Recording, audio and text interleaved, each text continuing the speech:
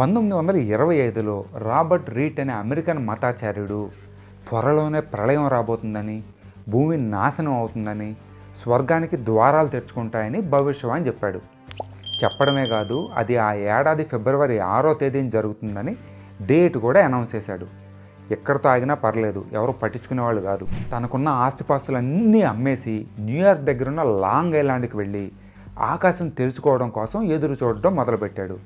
ఇతను చేయడమే కాకుండా తన ఫాలోవర్స్కి కూడా అదే చెప్తే వాళ్ళు అన్నీ అమ్మేసుకొని 6వ తేదీ పొద్దున్నే ఆ ఐలాండ్కి చేరుకొని ప్రార్థనలు చేయడం మొదలుపెట్టారు.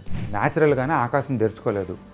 ఏందయ్యా నువ్వు చెప్పిన జోస్యం అబద్ధమైంది అని అడిగితే అందరూ ఫ్లాషులు పెట్టి ఫోటోలు తీయడం మొదలుపెట్టారు. అందుకే స్వర్గం తలుపులు తెరుచుకోలేదు అని అడిగిన వాళ్ళ మీదే బ్యాక్ ఫైర్ అయ్యాడు. డేటుని తర్వాత వారానికి వాయిదా వేసినా స్వర్గానికి తలుపులు తెరుచుకోలేదు. తర్వాత సంవత్సరానికి అంటే 1926కి అది కూడా ఫెయిల్ అయ్యేసరికి 1932కి వాయిదా వేశాడు. చివరికి జనాలు పిచ్చోడి కింద ముద్ర వేసి పట్టించుకోవడం మానేశారు. కానీ ఆస్తులు అమ్ముకున్న వాళ్ళు మాత్రం గోల ఏదో సామెత చెప్పినట్టు మనోడికి మంచి కవరేజ్ ఇచ్చి న్యూయార్క్ టైమ్స్ లాంటి పెద్ద పెద్ద పేపర్లలో కూడా ప్రచారం చేశారు. కానీ చివరికి అంతా తుస్సుమంది. కాబట్టి ఫ్రెండ్స్, చిలక జోష్యాలు, భవిష్యత్తు వానులు, ఆకాశవాణులు, జాతకాలు, రాశి ఫలాలు అన్నీ చందమామ కథలు.